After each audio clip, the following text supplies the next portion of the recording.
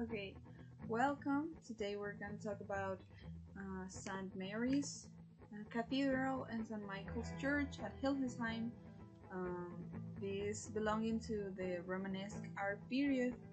Okay, the Romanesque period emerged throughout Europe, beginning in the 10th century through the mid-12th century. This period of art was mainly focused on the visual storytelling through different techniques and artistic forms. The movement's core remained identifiable across all Europe. These features included architecture on monumental size, a sense of sturdiness and weight, narrative and decorative purposes, no sense of dimension, hence abstract stylization of human body and animals and landscapes. Now, in the field of architecture, it was developed mainly out of the high demand for religious structures. Churches, monasteries, abbeys were dominant forms for the period. Ottonian architecture chiefly drew its inspiration from Carolingian and Byzantine architecture and represents an absorption of classical Mediterranean and Christian architectural forms with Germanic styles. Some features foreshadows the development of Romanesque architecture.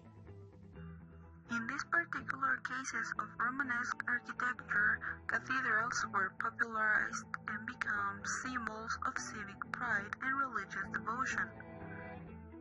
A change presented was much larger than previous churches, also that were very expensive and time-consuming to build.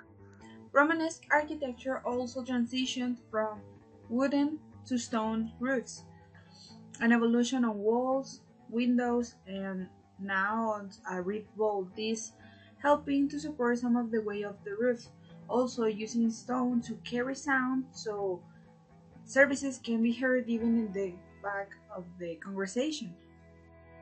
Ottonian religious architecture tends to diverge from the model of the central planned church, drawing inspiration instead of the Roman basilica. This typically consisted of a long central nave with an aisle at each side and an apse at one end. When adopted by early Christians, the basilica plan assumed a transept perpendicular to the nave, forming a cruciform shape to commemorate the crucifixion.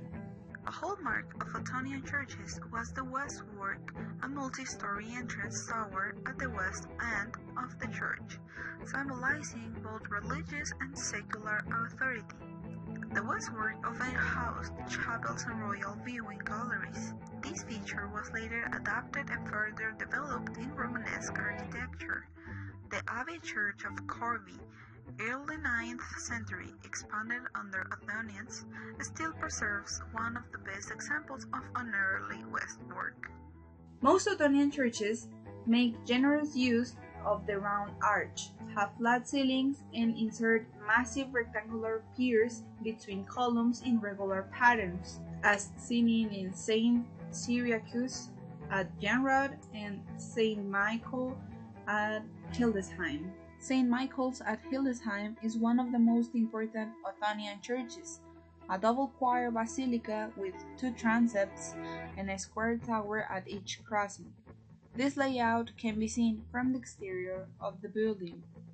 Its interior, in particular the wooden ceiling and painted stucco work, its famous bronze doors, and the barnward bronze column, are of exceptional interest as examples of the Romanesque churches of the Holy Roman Empire.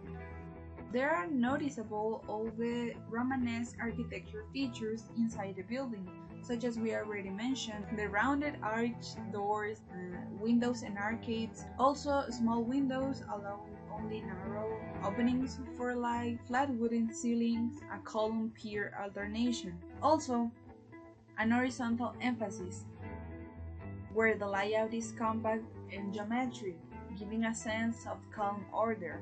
Also, unlike later Gothic styles, Romanesque spaces are grounded and sturdy, giving a lack of verticality. Ottonian churches were not only places of worship but also political symbols. They were often directly funded by emperors or bishops close to the imperial court, reinforcing the unity of church and state.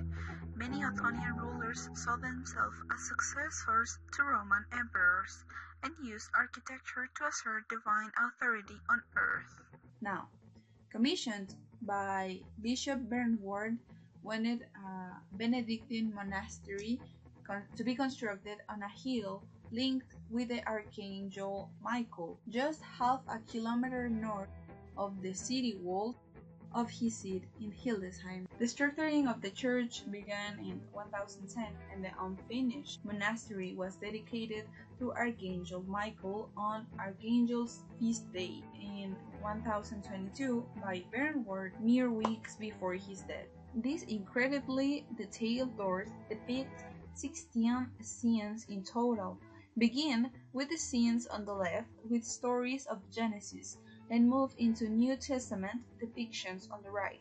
The doors were crafted in this way to allow the viewer the opportunity to see the decline and holy redemption of humanity through Christ's resurrection. Very frequently, these depictions have turned up in stained glass windows, icons and manuscripts illuminations, and so on. But at St. Michael's Church, it is taken to a whole other level. The ceiling is unique isopa as it is a full-scale depiction of the Tree of Jesse.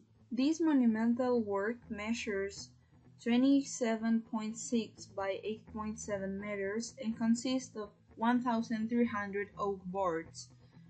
It is an early form of tempered wood applied directly to the oak planks that form the coffered ceiling. It depicts the genealogy of Jesus Christ from Adam and Eve to the Virgin Mary, following the line of descent from King David. The tree grows upward and outward across the ceiling, with kings, prophets, and Christ depicted as branches and leaves. At the very center is Christ enthroned, emphasizing his divine authority and the fulfillment of prophecy. The design is not just decorative. It was used to teach biblical lineage to a largely illiterate congregation through vivid storytelling. This ceiling is one of the oldest surviving large-scale painted wooden ceilings in Europe. It combines narrative theology and symbolism, typical of the Romanesque art's focus on conveying religious messages clearly and powerfully. The style reflects a transition from the rigid Ottonian style to more fluid Romanesque storytelling with more expressive figures and visual flow. Although the authorship of the ceiling is anonymous, it is believed that it had been commissioned by Bishop Bernward, who also commissioned the church's famous bronze doors. The work is a notable example of Ottonian Romanesque art, and it has been recognized as a UNESCO World Heritage Site. We can say that St. Michael's Church is a great example of Romanesque art period because it conveys all the features of architecture, painting, and sculpture in one building. It contains a sense of light and a sense of subtle color, allowing the viewer to enjoy the whole artwork without feeling overwhelmed, which must be the case with other art periods.